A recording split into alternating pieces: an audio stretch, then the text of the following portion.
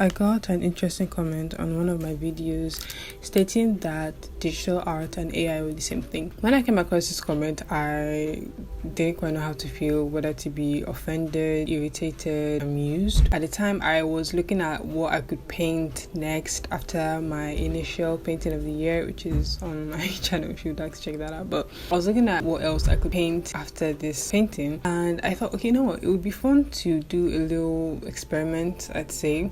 And I went to Pinterest. Now, I have never used AI art as a form of reference because, I don't know, it's just not the kind of thing that I like to gravitate towards. And I came across this piece here on screen and I thought, okay, how long would it take me to paint this? Because a lot of people have this misconception when it comes to digital art, that digital art and AI are the same thing because you use a digital device to create it. But that's not really how it works, and I'm hoping to show that in today's video.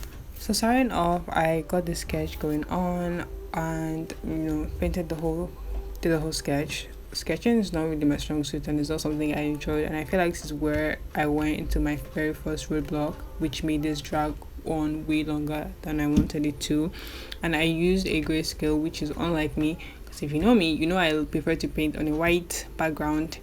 I don't know, it's just a preference thing. But I used the grey background this time around because I was going to be working with pastels and I do not want the colors to appear lighter, I guess, than they are. And there's a whole grayscale makes colors appear in their true form and whatnot. So I thought, you know what, why not? And basically, I like to use the brush to add the colors instead of using a bucket tool. I don't know, I feel like a bucket tool kind of cements the colors, or it adds the color in a very blocky, that's the word, way, which it just doesn't align with the vision I have in my mind. So I use my brush instead to do that. And I think I used, aside from the sketch layer, I think I used 2 brushes in total. Can you guess in the comment section what brushes you thought I used? I would really like to hear your guesses. And then I moved on to the vase.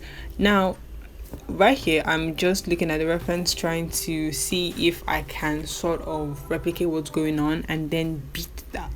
Okay, so there was a lot of purple and there was a lot of interesting colors going on in the background, right? Or in the vase, and I was like, okay, no, it doesn't matter, it's gonna make sense later on. So I did that, and then I started to add the stalks to the vase. Now it was starting to look very flat here, and I moved on to my favorite part of painting, shading. There's something about having the multiply layer on, getting the colors that it complements the whole thing, and just slapping it everywhere. So amazing.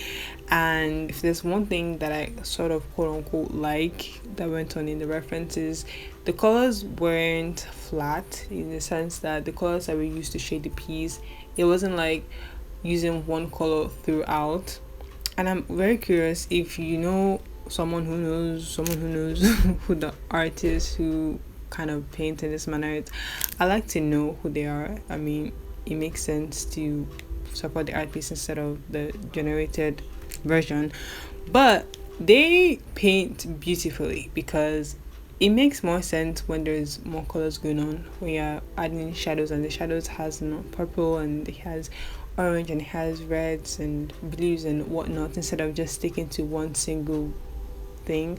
I'm still in my beginner/intermediate journey when it comes to painting, so that's one thing that I'm learning, and that's one thing that I'm adopting, and I'm keeping in mind to apply to future pieces so that it looks less flat. Because there's one thing I've noticed, I don't know if it's only me, but you can let me know in the comment section if you have ever painted something and it looks flat and you're like, oh, what could be going on? And then maybe you realize, or you look at another piece and you think, oh, maybe the thing that my art piece is missing is colors, just something that's different from black or a darker shade of the color I'm working with. I don't know, let me know, because I've noticed that with my own art pieces, and I find that it gets better when I just use a color that has no relation whatsoever, or that's at least similar to the color I'm working with as the shadow. But anyways, I added the flowers. It took me a while, mainly because I was adding each bud. Is that what you call it? I was adding each bud by myself. Ibis Paint unfortunately does not have a brush that just kind of does the thing for you, which is, again, I mean, when you look at the whole process from start to where we are now, you know that art whether you're using an iPad, a phone, whatever it is you want to use, it's an intricate process. It takes lots of time, lots of energy, and lots of skill. There's not a brush that I can just put and it's like, oh, here's your vase, and here are your stocks, and here's your flour in white and whatever. That's not how it works. That's not how it works. At this point, I sort of did not like what the flowers look like because it looked nothing like my reference, and I was like, no, doesn't matter. All that matters is that I make this look as wonderful as it can, because the whole point is to challenge myself and to obviously get better in that way and do that. The whole point is to get better and have fun at it. Now I moved to doing the windows. In the reference piece, there wasn't a lot going on with the windows. It was like the generator, the whatever you'd call it, realized that there was something going on in the windows, but couldn't really put things together because it's AI. But then I wanted it to give off tree and clouds, because I was thinking, oh, you're looking outside the window, there's probably a tree down there somewhere, because the green made sense. And I was like, oh, it can't be a path. It didn't really make sense when I tried to make it look like a path that had, grasses and whatnot from the angle. So I was like, okay, no, let's assume we're high up and we've got a tree looking down and we've got clouds above. So it was coming together, and it's starting to come together in that way. And you can see that the clouds are doing their thing and it looks a little bit like a tree. I moved on to the curtains.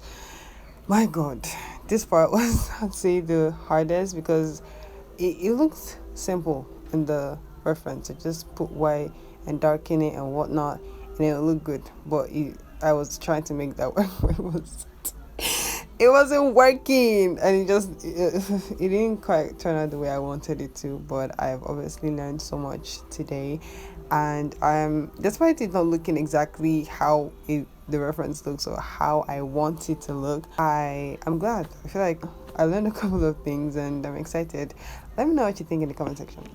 Now on to the most important part of the video. The time it took to paint this was nearly a month. I think I was short by 4 or 6 days, and it just shows you that digital art and AI, quote unquote, art are not the same thing. It may look the same because we use the similar mediums, I guess, but I feel like you can't even call AI art. But that's a conversation for another day. Anyway, I hope this video convinces you to look at digital art in a different light, and if you're an artist, let me know the longest time you have spent on a piece. Mine is about a year.